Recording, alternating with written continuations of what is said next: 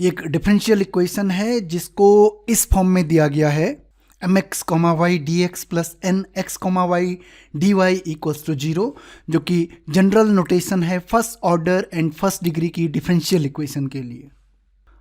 तो अगर हम इस इक्वेशन को एनालाइज करें तो dx का जो मल्टीपल में है, भले यहाँ पे दो वेरिएबल के फंक्शंस हैं पर ये दोनों आपस में मल्टीपल में है, जबकि dy के साथ जो फंक्शन है वो एक्सक्लूसिव फंक्शन ऑफ x है।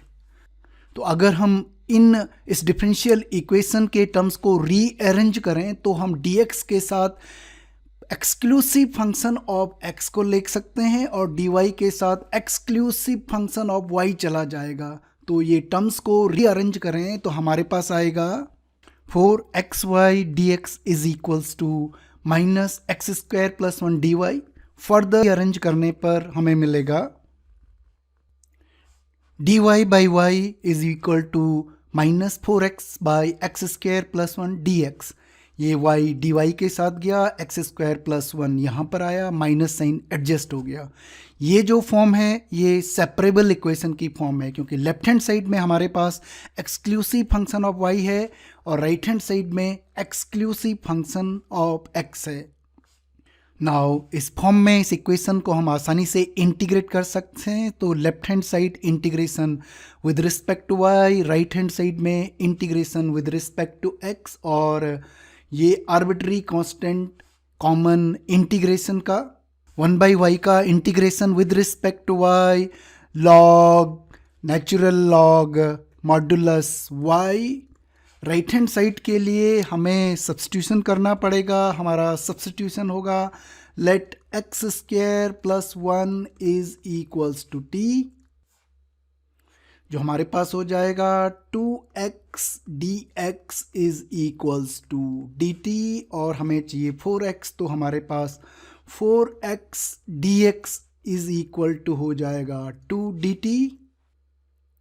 तो हमारे पास राइट हैंड साइड वाला इंटीग्रल बन गया है। सब्स्टिट्यूशन के बाद एक्स स्क्वायर प्लस 1 की जगह t आ जाएगा, तो ये हो गया 1 by T D, 4x dx की जगह 2 dt आ जाएगा, ये हो गया 2 dt arbitrary constant c। Further simplify करने पे लॉग मॉड्यूलस y हमारे पास माइनस 2, 1 बाई टी का integration with respect to t, ये आ गया नेचुरल लॉग मॉड्यूलस t। और जब भी हमारे पास इंटीग्रेशन में सारे टर्म्स जो हैं लॉग में हैं तो हम आर्बिट्री कांस्टेंट्स को भी नेचुरल लॉग की फॉर्म में लिख सकते हैं। तो ये हमारे पास आ गया लॉग मॉड्यूलस k।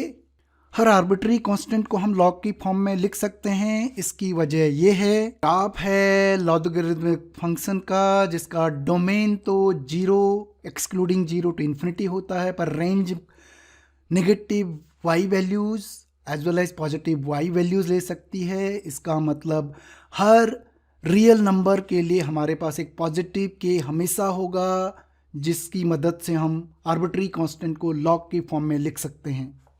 इस एक्सप्रेशन को हमने फर्दर सिंप्लीफाई किया लॉग की प्रॉपर्टीज लगा के, तो ये बन जाएगा log modulus y equals to log modulus t raise to power minus 2 multiplied by modulus k।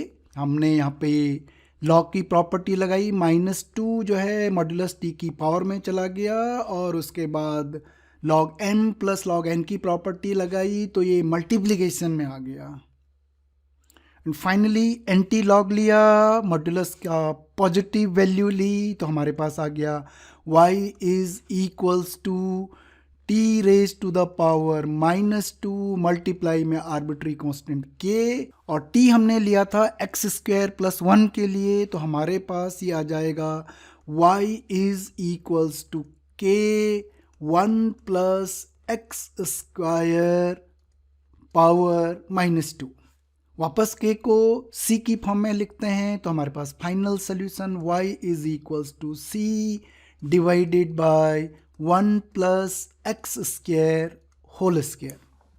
और ये हमारे पास सोल्यूशन हो गया given first order first degree की सेपरेबल इक्वेशन का।